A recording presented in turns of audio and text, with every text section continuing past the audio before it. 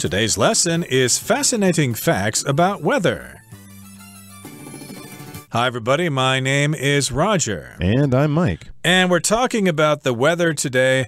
No, we're not giving you a weather forecast, but we're giving you some interesting little trivia or tidbits of information about the weather. And you might have your own information based on folklore here in Taiwan. Maybe you've heard some stories from your relatives who live down in Pingdong or something like that, and they have various stories about the weather.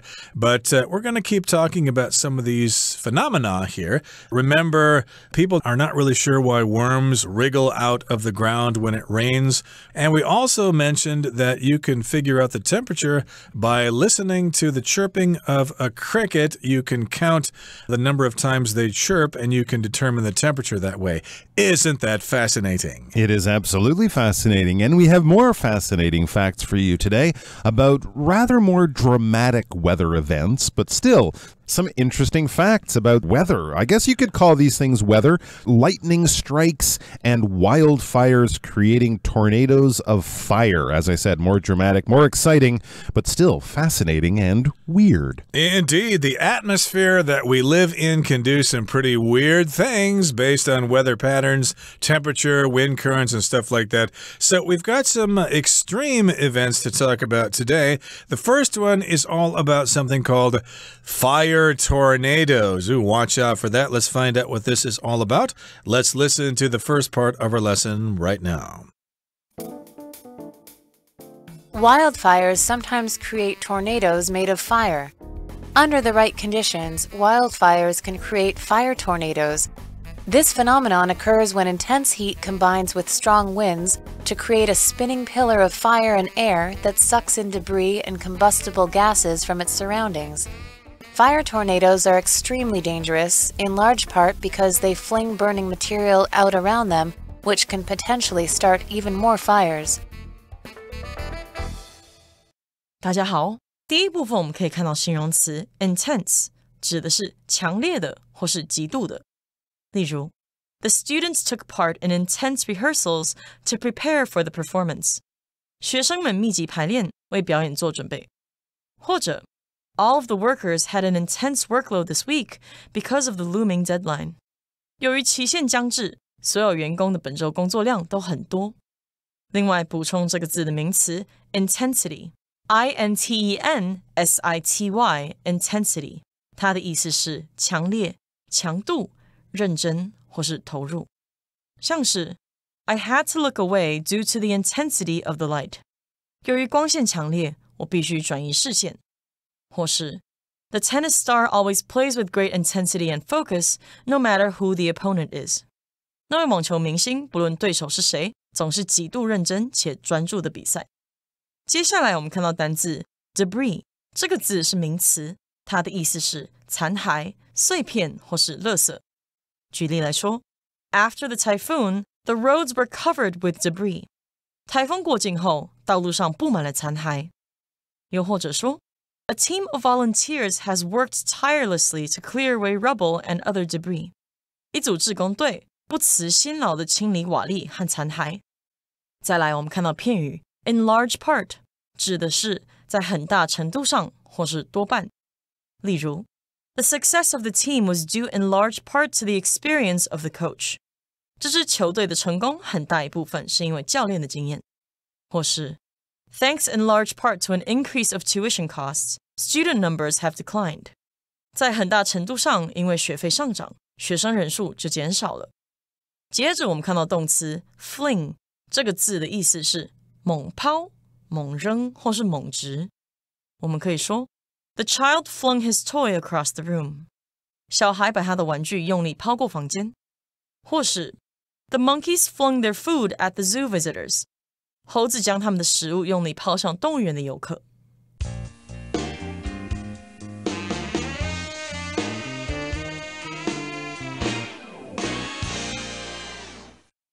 Okay, so the title of today's lesson, or at least the first part of today's lesson, is Wildfires Sometimes Create Tornadoes Made of Fire. Now, if you're from Tornado Alley in the United States and up into Manitoba, I think, you've probably seen lots of tornadoes in that part of the continent of North America there. And so a tornado, of course, is when wind forms like a funnel in the sky. You can see it, and it blows really hard, and it can be quite dangerous if you get close to one.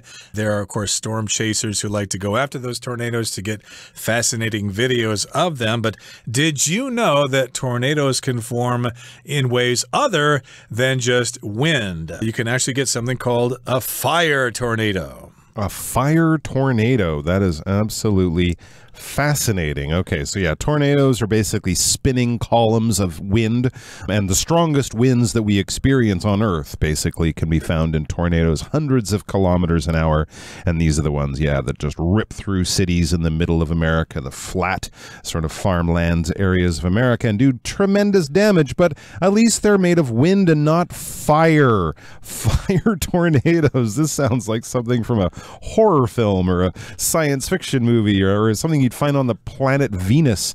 Anyways, it says, under the right conditions, wildfires can create fire tornadoes. Well, I mean, we've seen these water spouts, which is basically a tornado made of water over the ocean.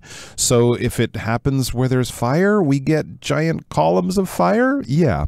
It says this phenomenon occurs when intense heat combines with strong winds to create a spinning pillar of fire and air that sucks in debris and combustible gases from its surroundings. This sounds like hell on earth, basically, because we have intense heat along with intense winds. And I can say that because intense means strong, powerful. When you wake up, the guy on the radio or your phone says, all right, it's going to be 40 degrees today, and it's going to get up to 43, and it's going to be really dry, and unless you have to go outside, stay home. They are warning you of the intense heat that you can expect. Typhoons bring intense rain, of course, really powerful, really strong, and often when we're talking about these natural forces, quite destructive, quite dangerous if it's intense, either heat or wind or flooding or rain or whatever it is. And so we have intense heat, and then we have a spinning pillar of fire. I use the word column. A pillar and a column are similar. These are like the things that hold up the roof or the ceiling of a large room. So it's tall, it's thin, it's kind of like a pencil, but it's much thicker and stronger, and you use it to hold up a roof or a ceiling or something like that. In this case, it's not holding up anything. It just has the same shape as a pillar or a column. And then as it's spinning and destroying things, it also causes other damage in other ways. Indeed, and of course this is caused by wildfires. You may have heard about them in the news. It seems like every summer there are wildfires all over the western United States, in California and places like that. And then during the winter we hear about wildfires going on down in Australia. And of course lots and lots of forests are burning at that time. So if you got the hot air, and so it causes this intense heat, and then that combined with strong winds create these pillars of fire which suck in debris and combustible gases from its surroundings. So debris, of course, is things left over from a disaster or an explosion. If there was an explosion in a building, for example, you might see debris on the street, pieces of brick or wood or something, things left over from some kind of disaster. And if it's combustible, it can burn, so you get some gases coming from different sources, maybe methane or something like that.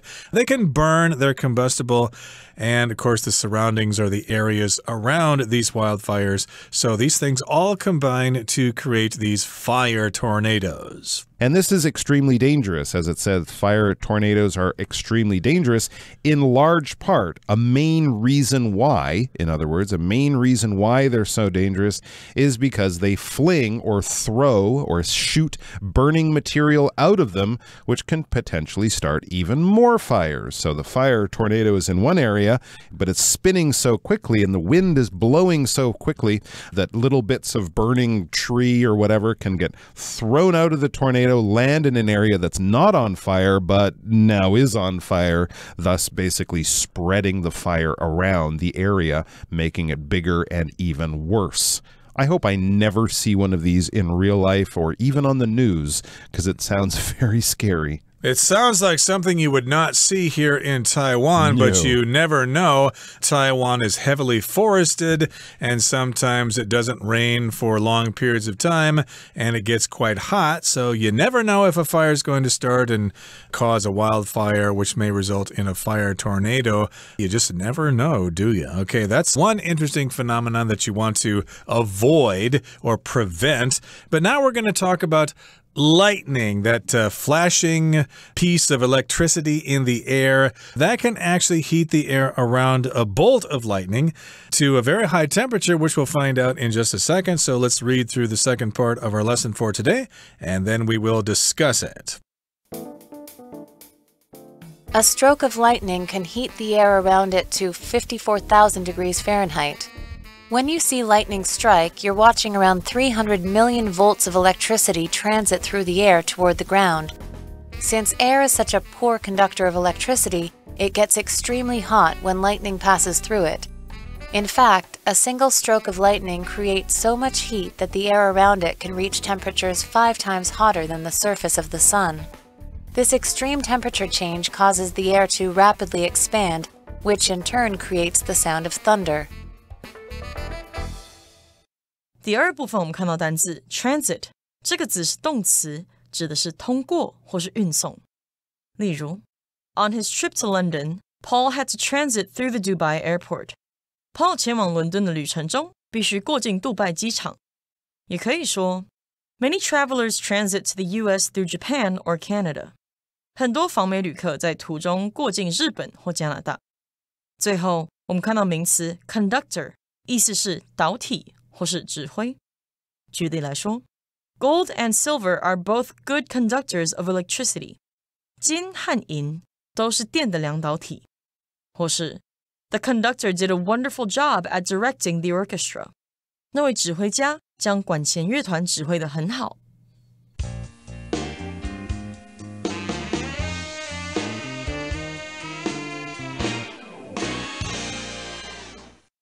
Okay, so remember, when lightning strikes, we call them a bolt of lightning or a stroke of lightning. You can use either word there for lightning. I remember growing up in the Midwest USA, and during the summer, of course, we had lots of thunderstorms. Thunder and lightning go together, and sometimes if you pay attention, you can see the individual strokes of lightning or the bolts of lightning.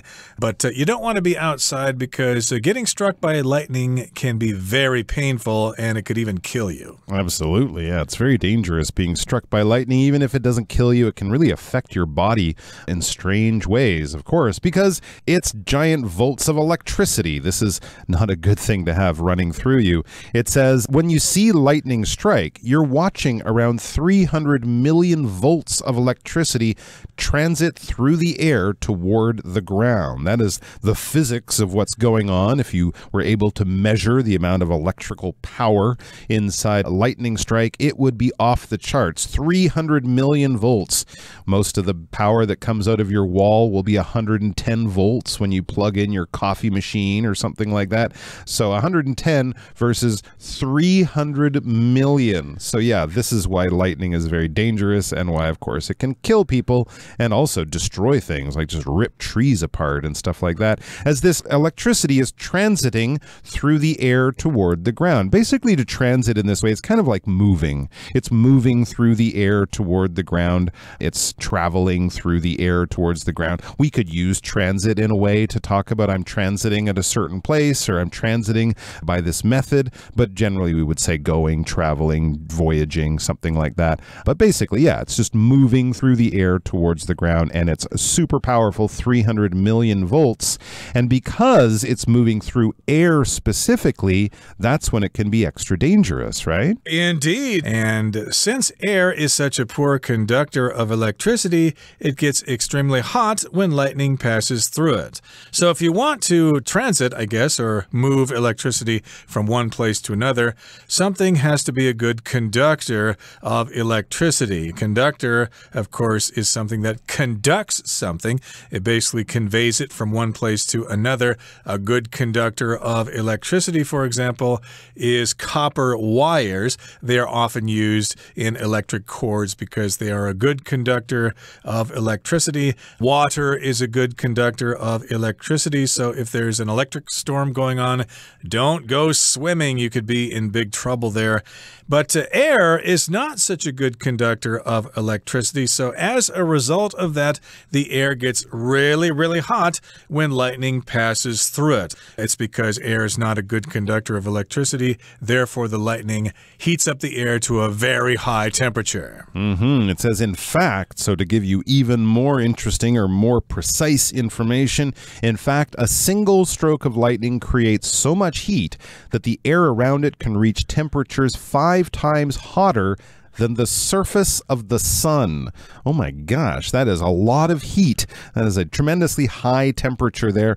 In fact, the air around the lightning strike, and of course this happens very, very briefly for much less than a second of time passing, but it actually can get super hot for that brief moment of time, 5 times hotter than the surface of the sun. So you can imagine how hot the sun is, right? We can feel the heat from the sun here on Earth, even though it's, millions of kilometers away, but it's 5 times hotter than that, but only for like a microsecond, a tiny fraction of 1 second. But that shows you how much power is being released in that lightning strike. And this extreme temperature change causes the air to rapidly expand, which in turn creates the sound of thunder. So there you go. That's why thunder happens.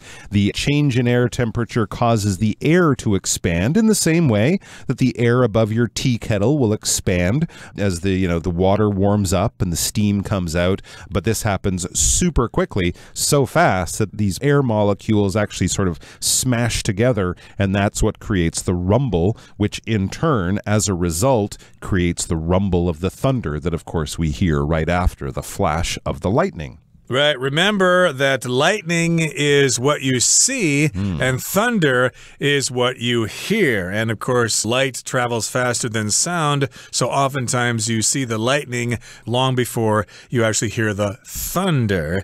So that's kind of fun. I guess sometimes you can also figure out how far the lightning is away from you by counting the time between the lightning strike and the time the thunder gets to you. There's some kind of formula for that. That's interesting. If you are really close to a bolt of lightning, you might feel things get really hot all of a sudden. But as Mike said, it only lasts for a very, very short time. It's not going to cause big forest fires or things like that, although they can start fires for sure. Okay, that brings us to the end of the second part of our lesson. Let's wrap things up now in the third part.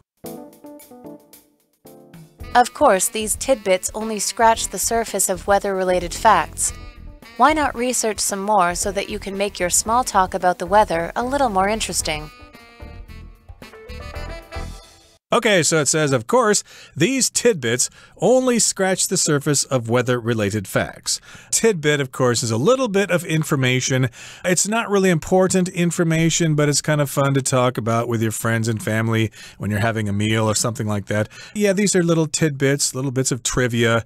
And, of course, there is a lot of information regarding the weather. So, yeah, these little bits of information just scratch the surface. They're just a little bit of information among lots and lots of information. Absolutely. There are so many other cool weather facts out there I'm sure you can learn about and be fascinated by. So the article finishes with a little bit of an encouragement. Why not research some more so that you can make your small talk about the weather a little more interesting? Absolutely. So you can go and research some more. Do your own research. We can, of course, use research as both a verb and a noun. Research is the data that you collect by studying something and getting information, and the process of studying something and getting that information is research, or research. You could also say it that way too. So why not research or research some more so that you can make your own small talk about the weather a little more interesting? Because as Roger agrees, there's nothing as interesting as someone who knows a lot of weird facts about the weather. Indeed, and of course you can have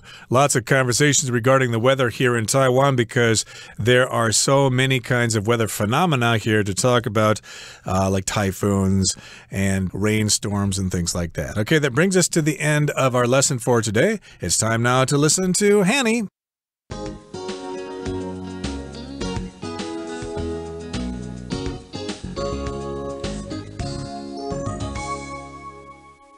各位同学大家好，我是 Hanny。 我们来看今天的文法重点。课文第二部分提到，当你看到雷击时，你会看到大约3亿伏特的电流通过空气传送到地面。文中是用到 transit 来表达通过，那它可以当动词或名词用。我们来学习它的字首字根。好， IT 这个字根呢，意思是 go 就是走、行走或者是去，像 visit 拜访、orbit 轨道、circuit 环形路线等等，这几个单字里面其实都有 IT 这个字根。那么在 transit 这个字当中，它的字首 trans 表示贯穿，那么 IT 是走，所以 transit 它就有通过啊或是运输的意思。像 public transit 可以用来指大众运输、公共运输。好，我们顺便补充几个有相同字根的单字。第一个是 initial， 它的字首 in 表示进入，IT 是走，那么 IAL 是形容词字尾。同学们可以试着联想，当你从入口开始往里面进去，那就表示从起点开始，那么 initial 就是用来形容开始的、最初的。好，再来第二个补充的是 exit， 它的字首 EX 表示向外， IT 是走，那么 exit 就有出口或是离开、退场的意思咯。第三个补充的是 ambition， 它的字首 AMB 或是 AMBI， 这个部分呢，它只有 around 表达周围、围绕的意思，而字根 IT 表示走，那么 ION 是名词字尾。那这个字在拉丁文原本的意思是指四处游说以取得选票，我们可以用四处走动来游说争取他人支持自己的目标理想，用这样的画面去联想到 ambition 它有抱负、野心或是梦想的意思咯。好，那么课文第三部分的第一句它写到These tidbits only scratch the surface of weather-related facts. 这些趣闻只是跟天气相关事实很少的一部分。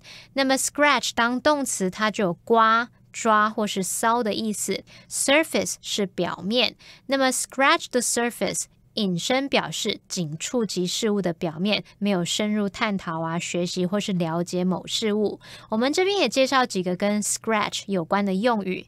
第一个是 scratch one's head， 它是表达搔头、抓头的动作，去描述说对某事物感到疑惑，抓破头也想不透那种意思。所以 scratch one's head 它就可以表达百思不解、感到困惑。那么后面可以用 over 加上名词去引出感到疑惑的事物。第二个补充的是 from scratch， 表示从头开始、从零开始。那这个用语是源自于赛跑 ，scratch 本来可以指起跑线，因此 from scratch 就是表达从头开始、从零开始，尤其是指在没有外援或是放弃现成资源的情况下，从最开始做某事。假设我们说 bake a cake from scratch， 就是表达不用现成的材料，从头开始烤蛋糕。好，那么以上是今天重点整理，我们回顾今天的单字吧。Tornado. The tornado was so powerful that it tore the roofs off several houses. Intense. This author showed his intense love for his hometown by writing lots of poems about it. Pillar. The front of the ancient temple was supported by 4 giant stone pillars. Debris. The bomb destroyed the building, leaving a pile of debris. Surroundings. Deborah felt a sense of uneasiness because she was unfamiliar with her surroundings. Transit. The long line of cars slowly transited along the road. Conductor. Water is a good conductor of electricity, so avoid water if you are near broken power lines.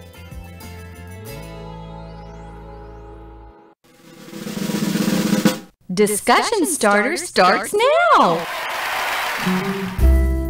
Here's our discussion starter for today. The question is, which weather fact included in the article did you find most fascinating and why?